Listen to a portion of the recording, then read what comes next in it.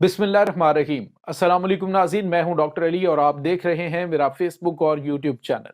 नाज़रीन, बहुत अहम तरीन डेवलपमेंट, बहुत बड़ी खबर है कि अमेरिका के फौजी अड्डे पर तबाहकुन मिसाइलों की बारिश हुई है। वहां पे कितने बड़े पैमाने पे नुकसान हुआ है, इसकी तमाम तर डिटेल्स आपके साथ हम शेयर करेंगे। जबकि दूसरी जानिब एक और बहुत बड़ी खबर है कि यमन के सामने दुनिया की सुपर पावर अमेरिका ने शर्मनाक सरेंडर किया है। अमेरिका ने यमन से राबता करके क्या क्या ऑफरें की हैं और उसके बाद यमन ने कैसा करारा जवाब दिया, इसकी तमाम तर डिटेल्स आज के इस व्लॉग में आप जान पाएंगे। जबकि एक और बड़ी और अहम खबर है नाज़रीन, और वो खबर है कि एलन मस्क के ईरान से राबता करने और ईरान के सफ़ीर से मुलाकात के हवाले से कुछ अहम तरीन इंकशाफात ईरान की वजारत खारजा ने किए हैं, वो भी डिटेल आपके साथ हम शेयर करेंगे। वीडियो की तफसील में जाने से पहले अगर आपने हमारे चैनल को सब्सक्राइब नहीं किया हुआ तो आपसे गुजारिश है काइंडली इसको सब्सक्राइब कर लें और बेल आइकन को ज़रूर दबा दें ताकि हमारी आने वाली वीडियोस सबसे पहले आप तक पहुंच सके। नाज़रीन, अभी मिडल ईस्ट अफेयर के हवाले से मेरा दूसरा चैनल है जिसके ऊपर एक्सक्लूसिव रिपोर्टिंग हम कर रहे हैं। तो आपसे गुजारिश है काइंडली उसको ज़्यादा से ज़्यादा लाइक करें, सपोर्ट करें और हमारी आवाज़ बने। आपको बहुत शुक्रिया। नाज़रीन, इस वक्त मशरिक़ वुस्ता के अंदर फौरी तौर पे जो चीज़ें होना शुरू हुई हैं उसमें दुनिया की सुपर पावर अमेरिका की हुकूमत का तब्दील होना और उसके बाद जो नई हुकूमत है उसकी पॉलिसीज़ के हवाले से बहुत बड़े बड़े सवालिया निशान है। लेकिन नाज़रीन, ईरान ने तो पहले कह दिया कि हमें इस चीज़ से कोई फ़र्क नहीं पड़ता कि अमेरिका के अंदर कौन आता है और कौन जाता है। सबकी जो पॉलिसीज़ हैं, सबकी जो स्ट्रेटजी है वो ईरान मुखालिफ ही होगी और ईरान उसके लिए तैयार है। और नाज़रीन, यहाँ पे आपको ये बताते चलें कि अब जो खबर आ रही थी कुछ अभी 2 दिन पहले आई कि जो इनके मुस्तकिल मंदूब हैं अक़वाम मुत्तहिदा के अंदर ईरान के, उनसे मुलाकात हुई है जो एलन मस्क है उसकी। और अमेरिकन मीडिया ने इसको रिपोर्ट किया और उन्होंने कहा जी कि ईरान और अमेरिका के जो ताल्लुकात के अंदर कशीदगी है उसको कम करने के लिए, ताल्लुकात को बेहतर करने के लिए अमेरिका ने राबता किया है और आगे कदम बढ़ाया है। लेकिन नाज़रीन, अब जो ईरान की वजारत खारजा है उसकी जानिब से इसकी तरदीद की गई है। उन्होंने कहा कि एलन मस्क के साथ कोई मुलाकात नहीं हुई और कोई भी इस हवाले से पेशरफ्त नहीं है और ना ही इन खबरों के अंदर कोई सदाकत है। तो नाज़रीन, इसका मतलब आप समझ सकते हैं कि अमेरिका की जानिब से जो बातें की जा रही हैं उसमें मुमकिना तौर पे ये एक लॉलीपॉप देने की कोशिश की जा रही हो मुज़ाहमती तहरीकों को कि ईरान जो है वो तो मामलात हमारे सेट करने जा रहा है, लिहाजा आप जो हैं वो भी बेहतर यही है कि इस तरफ बढ़ें। लेकिन नाज़रीन, आपको ये बताते चलें कि इस वक्त एक और बड़ी और अहम तरीन डेवलपमेंट हुई है और वो डेवलपमेंट ये है कि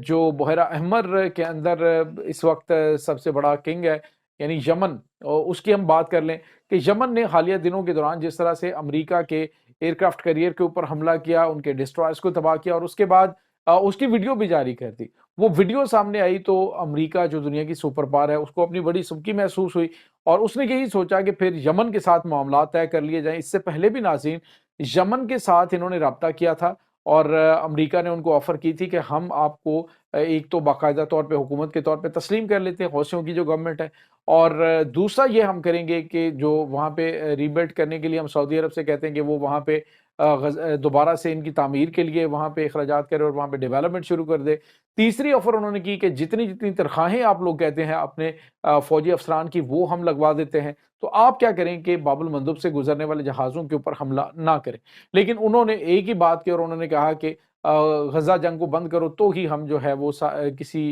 तरफ आएँगे और बात करेंगे। उसके बाद नाज़रीन, जो यमन के हौसियों के मुखालिफ दूसरी अब्दुल रब हादी जो उसकी पार्टी थी, उसके जो लोग थे सऊदी हमायत याफ्ता, उन्होंने कहा जी कि हमें मौका दें खिदमत का, हम यमनी हौसियों को रोकेंगे और आपकी पूरी खिदमत करेंगे, यहाँ पे जनाब मामलात ये कर लेंगे। तो अमेरिका को पता है कि कौन कितने पानी में है, लिहाजा उन्होंने उसके बाद कोई बात नहीं की। अब नाज़रीन, इतने महीने गुजरने के बाद जब उन्हें अंदाज़ा हो गया कि हमारा तो जो एयरक्राफ्ट कैरियर है वो भी बहरा अहमर से नहीं गुजर सकता, बहरा हिंद से नहीं गुजर सकता, जहाँ से गुजरेगा यमनी मिसाइल हमें ठोक देंगे, जिस तरह से उन्होंने अभी हमला किया है। इसके बाद नाज़रीन, अमेरिका ने राब्ता किया उनके साथ और उन्होंने कहा कि जो हो गया वो हो गया, जंग बंदी करते हैं, मामलात ख़त्म करते हैं, जो आप कहते हैं आपके मुतालबात हम मानते हैं,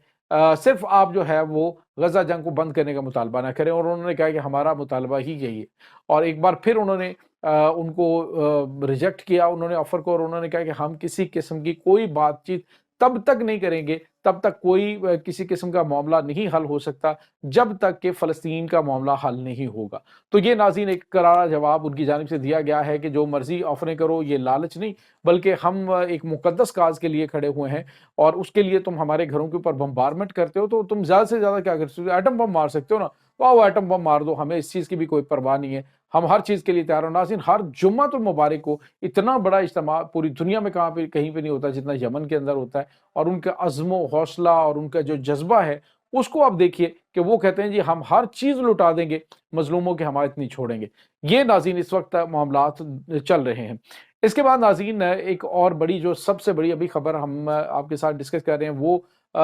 ہوا یہ ہے کہ شام کے اندر امریکی فوجی اڈے کے اوپر حملہ ہوا ہے۔ ناظرین پہلے بھی حملے ہوتے رہتے ہیں، یعنی جو کونیکو آئل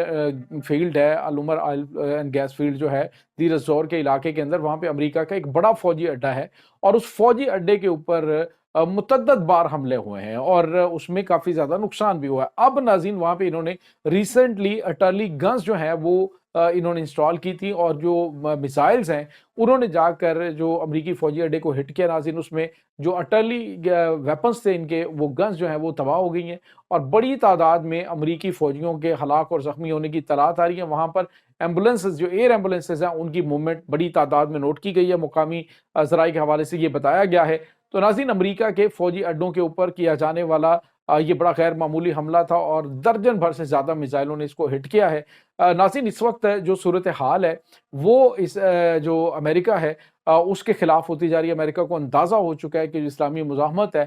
وہ اتنی زیادہ مضبوط ہو چکی ہے۔ ایک تو یہ پہلے انہوں نے چھوڑ دیا ہے، آپ کو پتہ ہے کہ ایک ریومر چھوڑی انہوں نے کہا کہ جی ڈونلڈ ٹرمپ